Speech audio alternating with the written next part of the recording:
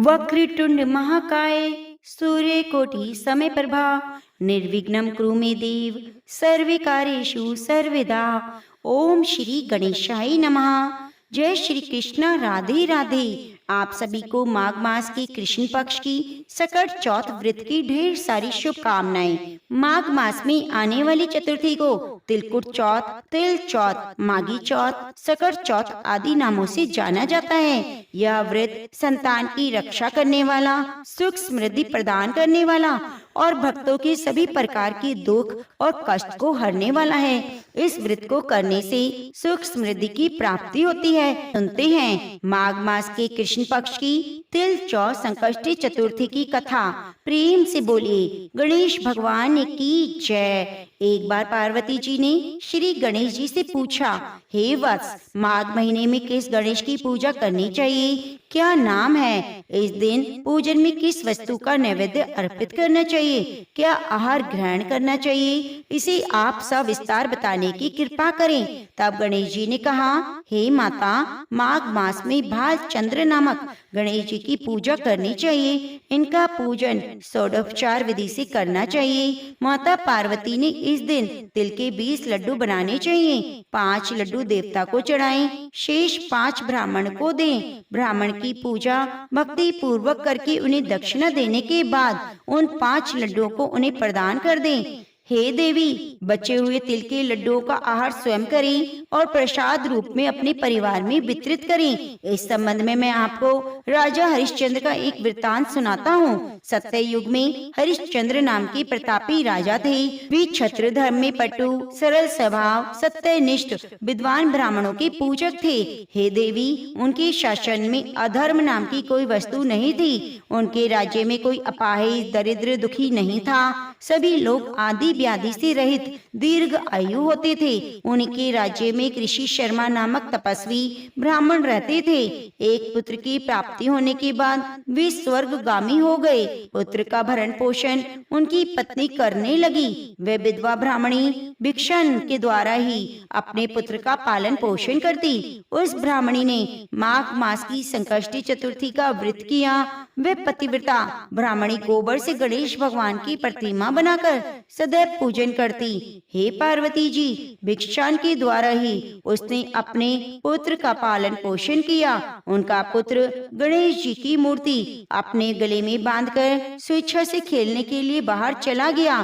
तब एक नर पिशाच कुहार ने उस ब्राह्मण के 5 वर्षीय बालक को जबरन पकड़ लिया और आवे में छोड़कर मिट्टी के बर्तनों को पकाने के लिए उसमें आग लगा दी। इधर उसकी माता अपने बच्चे को ढूंढने लगी। उसे ना पाकर वह बड़ी व्याकुल हो गई। वह ब्राह्मणी विलाप करती हुई गणेश जी से प्रार्थना करने लगी, हे गणेश जी, हे विशाल शरीर वाले, हे सूर्य नारायण की लीला के समान कांति वाले, हे सुंदर जटा समूह को धारण करने वाले, आप इस दुखनी की रक्षा कीजिए। हे गजानन, हे मस्तक में चंद्रमा को धारण करने वाले, आप मेरी रक्षा करें। मैं पुत्र के वियोग में व्यथित हूँ। वह ब्राह्मणी इसी प्रकार आधी रात तक विलाप करती रही। प्रातःकाल होने पर कुमार अपने पके हुए बर्तन को देखने आया। जब उसने आवा खोलकर देखा तो उसमें जांग भर पानी जमा हुआ था। और इससे भी अधिक आश्चर्य उसे जब हुआ जब उसमें बैठे एक खेलते हुए बालक को देखा। ऐसी अद्भुत घटना देखकर वे भयवश कांपने लगा। इस बात की सूचना उसने राज दरबार में दी। उसने राज्यसभा में अपने कुकृत्य का वर्णन किया। कुमार ने कहा, हे माँ बाहो, हे प्रज्वलित अग्नि के समान तेजवान, हे महाराज हरिश्चंद्र, मैं अपने दुष्कर्म के लिए वध के योग्य हूँ। उसने आगे कहा, हे महाराज, कन्या के विवाह के लिए मैंने कई बार मिट्टी के बर्तन पकाने के लिए आबा लगाया, परंतु मेरे बर्तन कहीं नहीं पके और सदैव कच्चे रह गए। तब मैंने भयभीत होकर एक तांत्रिक से इसका कारण पूछा। उसने कहा, चुपचाप किसी लड़के की तुम बलि चढ़ा दो, तुम्हारा आवा पक जाएगा। मैंने सोचा, मैं किसके बालक की बलि दूं? जिसके बालक की बलि दूंगा वह मुझे क्यों जीवित छोड़ेगा? इसी भय से हे महाराज, मैंने विधवा ब्राह्मणी के बालक को बलि देने की बात सोची। मैंने दृढ़ निश्चय किया, इसे बिठा बिठाकर आग लगा दूंगा। मैंने अपनी पत्नी से परामर्श किया। ऋषि शर्मा ब्राह्मण मृत हो गए। उनकी विधवा पत्नी भीख मांगकर अपना गुजारा करती और वह लड़के को लेकर क्या करेगी? यदि उसके पुत्र की बलि दे दूं तो वह मेरे बर्तन पक जाएंगे। इस जघन्य कर्म को करके मैं रात भर निश्चिंत होकर सो गया।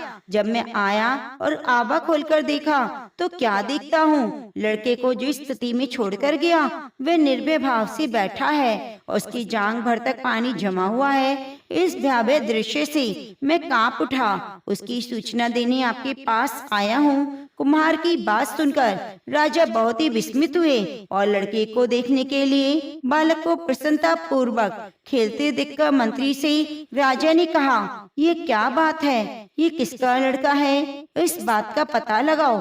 इस आवे में जांग भर जल कहाँ से आया? इसमें कमल के फूल कहाँ से खिले?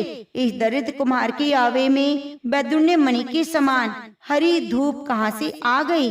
बालक को ना तो आग की जलन हुई और ना ही इसे भूख प्यास लगी। यह आवे में वैसे खेल रहा है मानो अपने घर में खेल रहा हो। राजा इस तरह की बात कह ही रहे थे कि वे ब्राह्मणी वहाँ बिलखती हुई आ पहुंची, कुम्हार को कोसने लगी। इस प्रकार गाय अपने बछड़े को देखकर रंभाती है, ठीक उसी अवस्था में वे बुढ़िया की थी। बुढ़िया बालक को गोद में लेकर प्यार करने लगी और रोती हुई कांपती हुई राजा के पास बैठ गई।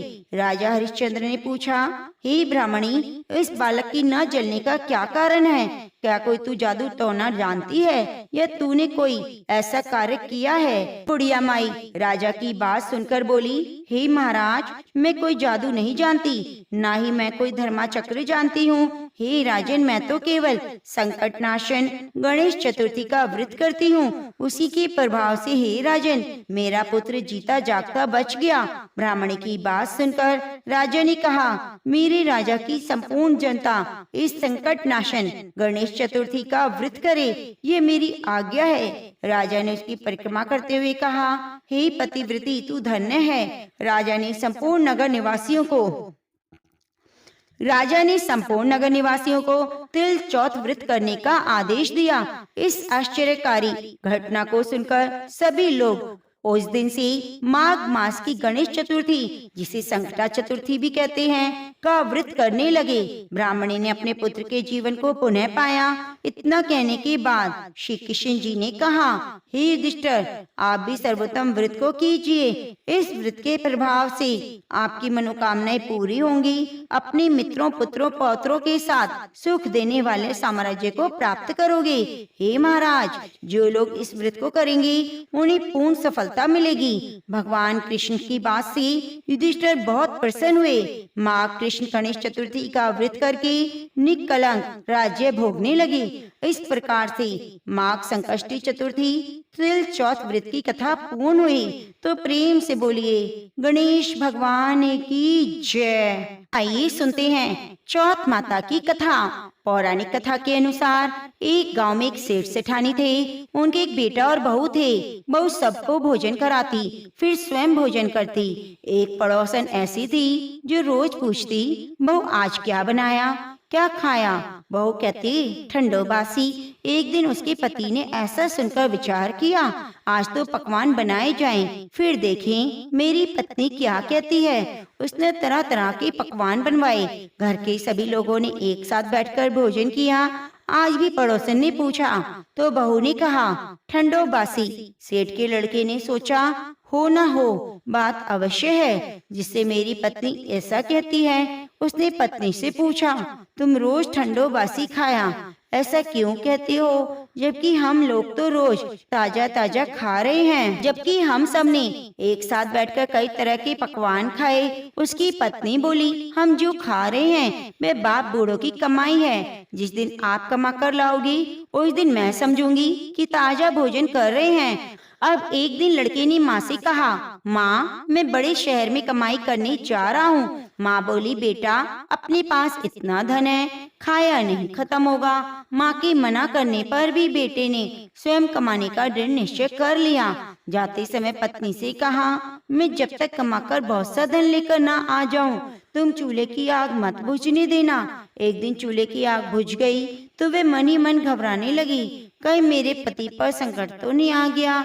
वे जल्दी से पड़ोस में से आग लाकर चूल्हे में रख दूं। ऐसा विचार करके पत्नी पड़ोस में गई। वह पड़ोसन चौथ माता का व्रत और पूजन कर रही थी। पड़ोसन ने कहा, थोड़ी देर में आकर ले जाना। बहू ने पड़ोसन से पूछा, आप ये व्रत क्यों करती हैं? इससे क्या मिलता है? पड़ोसन ने कहा, चौथ माता के इस व्रत को करने से अन्न धन लक्ष्मी मिलती है, मनोकामनाएं पूरी होती हैं। अब बहू भी चौथ माता का चित्र बनाती है और उस दिन घी गुड़ चूरमा बनाकर रात्रि को चंद्रमा का अर्घ देकर भोजन करती है। ऐसा करते करते बहुत दिन हो गए। चौथ माता ने उस बहू के पति को सपना दिया, साहूकार का बेटा, तू जागे है या सोबे है? तेरी पत्नी तुझे बहुत याद कर रही है। घर जाकर उसकी चिंता मिटा दे। तू दुकान खोलकर कंकु केसरिया का पगलिया बनाकर बैठ जाना, तेरा हिसाब किताब हो जाएगा। अब तो चौथ माता ने जैसा कहा वैसा ही हुआ। उसने घर जाने की तैयारी की, गाड़ी भर के धन दौलत लेकर चल दिया। रास्ते में एक बड़ा सा काला नाग फन फैलाई बैठा था। उसने कहा, आज तो मैं तुझे डसूंगा, छोड़ूंगा नहीं। आज तेरी आयु पूरी हो गई। सेठ के लड़के ने कहा, आज चौथ माता ने मुझे सपना दिया तो मैं पत्नी से मिलने घर जा रहा हूँ। वहाँ मेरी पत्नी बहुत चिंता कर रही है। मैं उससे मिलकर जरूर आऊंगा, तब तो मुझे डस लेना। नाग ने कहा, तुम शपथ पूर्वक कहकर जाओ तो मैं तुम्हें जाने दूंगा, परंतु लौटकर नहीं आए तो तुम्हारे घर आ जाऊंगा। इस प्रकार सांप को वचन देकर वे घर पहुंचा। वहाँ सभी से हंसी खुशी से मिला और भोजन करके उदास होकर बैठ गया। उसकी पत्नी ने उदास होने का कारण पूछा तो पति ने काली नाग वाली बात बताते हुए कहा, यदि मैं उसके पास नहीं जाऊंगा तो वह घर आकर मुझे डस लेगा। पत्नी बहुत चतुर थी। उसने कहा, आप घबराओ नहीं, लेट जाओ, मैं उपाय करती हूँ। पत्नी ने कमरे की 7 पैड़ी धोई। पहली पेड़ी पर रेत, दूसरी पर इत्तर, तीसरी पर गुलाल, चौथी पर कंकु केसर, 5वीं पर लड्डू पेड़ा, 6ठी पर गादी गलीचा और 7वीं पेड़ी पर दूध का कटोरा रख दिया। इस प्रकार वह 7 पेड़ी सजाकर बैठ गई। आधी रात होते ही नाग आकर पैड़ी चढ़ने लगा। पहली पैड़ी पर रेत में लेट गया। कहने लगा, सेठ की बहू ने आराम तो बहुत दिया, पर बचनों में बंद कर आया हूँ तो इसे डसूंगा तो जरूर। 7 पेड़ी पर नाग आराम करता हुआ और कहता हुआ कि इसको डसूंगा तो जरूर। कमरे में जाने ही वाला था कि चौथ माता ने विचार किया, यदि हमने इसे नहीं बचाया तो संसार में धर्म, कर्म और व्रत पूजन कौन मानेगा। अब तो गणेश जी, चंद्रमा जी, चौथ माता ने उसे बचाने का विचार किया। चंद्रमा जी ने उजाला किया, चौथ माता ढाल बनी। गणेश भगवान ने तलवार लेकर उस नाग को मार डाला, ढाल से ढक दिया। अब बहू भी थकी हारी सो गई। दिन निकला, लोग बेटे से मिलने आए, परंतु बेटा उठे ही नहीं। बहुत देर हो गई तो माँ उन्हें उठाने गई। माँ ने 7 पेड़ों पर जो कुछ देखा वह बहुत घबराई और बेटा बहू को आवाज लगाई। बेटा बहू उठे तो देखा एक ढाल तलवार वहाँ पड़ी है। अब ढाल उठाई तो वही काला नाग मरा हुआ था। बेटा बहू ने सोचा, आज तो धर्म कर्म आड़े आ गया, जो भगवान गणेश और चौथ माता ने रक्षा की है। चौथ माता, आपने जैसे सेठ के बेटे बहू की रक्षा करी वैसे सबकी करना। प्रेम से बोलो, गणेश भगवान की जय, चौथ माता की जय। अगर आज की कथा आपको पसंद आई है तो चैनल को सब्सक्राइब करना और कमेंट बॉक्स में गणेश भगवान की जय जरूर लिखना।